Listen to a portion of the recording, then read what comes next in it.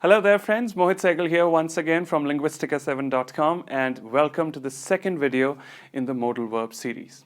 In the last video, we discussed the differences between the modal verbs can and could. In case you missed that and you wish to check it out, you might want to go ahead and click on the link that's appearing on the top right corner of your screens right about now.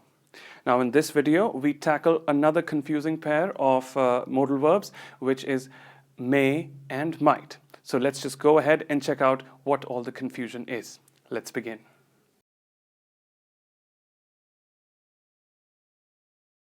All right, then let's begin.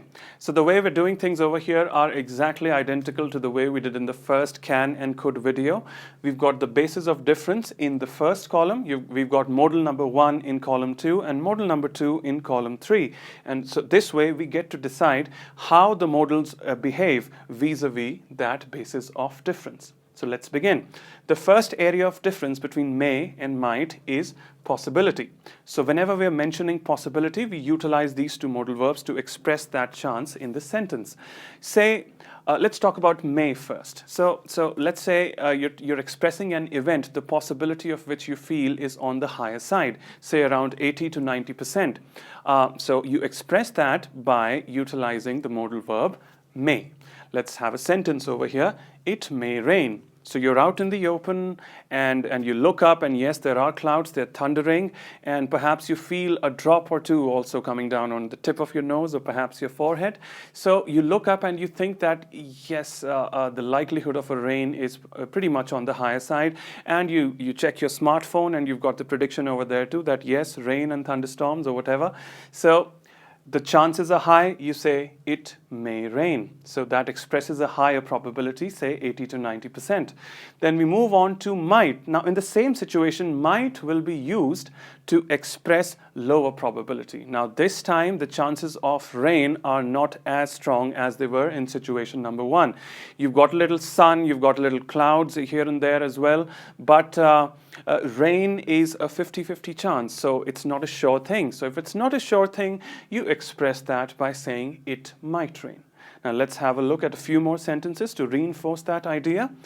You're speaking to a friend over the phone and you think that there's a chance that you may go and meet them. The chances are high. You've got a day that's clear, that looks very clear, and you've got all the time that you need. So you tell your friend, yeah, hey, I think my day looks pretty clear, so I may visit you. I may visit you, which is again an 80-90% chance that you're going to show up at the doorstep of your friend.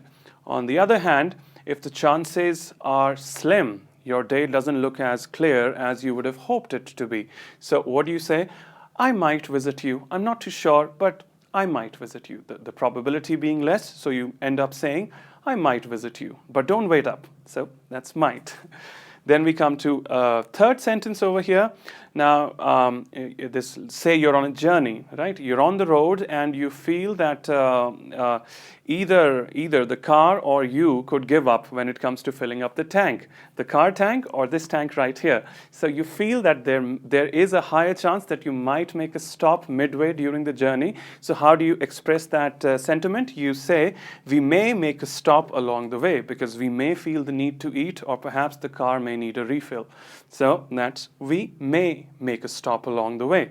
On the other hand, if everything looks good, that needle is right up there towards the F, and your tummy also, you had a hearty little breakfast for your journey, so chances are very unlikely that you're going to stop along the way. So what do you say? We might make a stop along the way. There you have it. The difference between may and might based on possibility. Now, before moving on to the second basis of distinction, which is permission, a little comparison over here. Now, folks who have watched the first video in this series, the can and could series, will instantly recognize the relationship. Nonetheless, for the ones who haven't, I will explain it. Let's have a look here. So in the last video, we discussed that can is utilized to express a higher probability, which is the same purpose of may, which is why I have equated may and can over here. Similarly, I also mentioned in the previous video that whenever the possibility of an event is on the lower side, we utilize could, which is the same function of the modal verb might, lower possibility. So what do you get? Might comes up equal to could. So you might as well rephrase these sentences using the can and could modal verbs.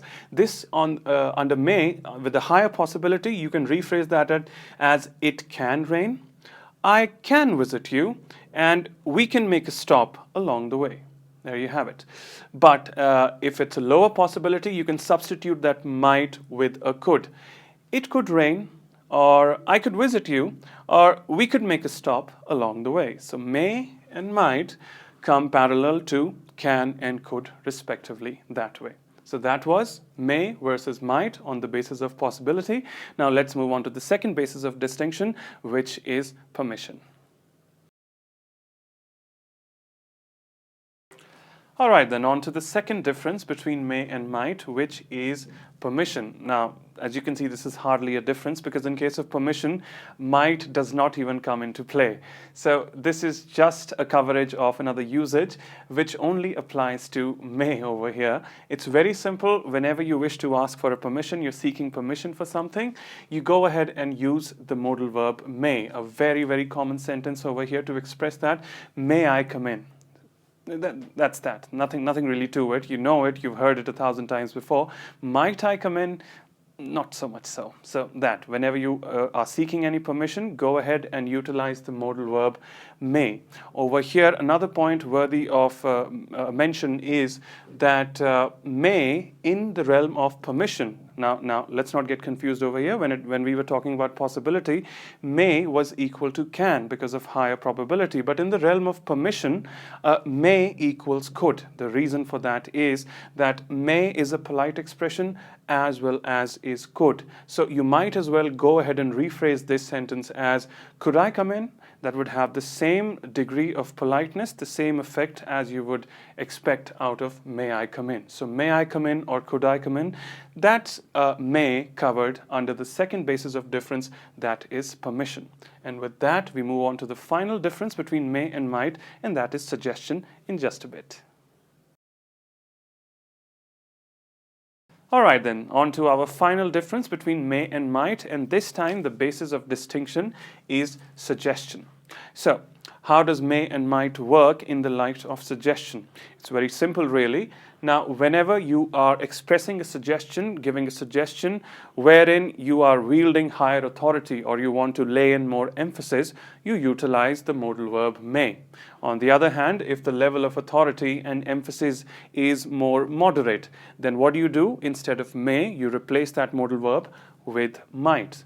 Now, when I explain this concept with the help of these sentences, I would like you to notice my intonation, that is my tone, because through my tone, you will feel the degree of authority or the degree of emphasis which I mean to imply.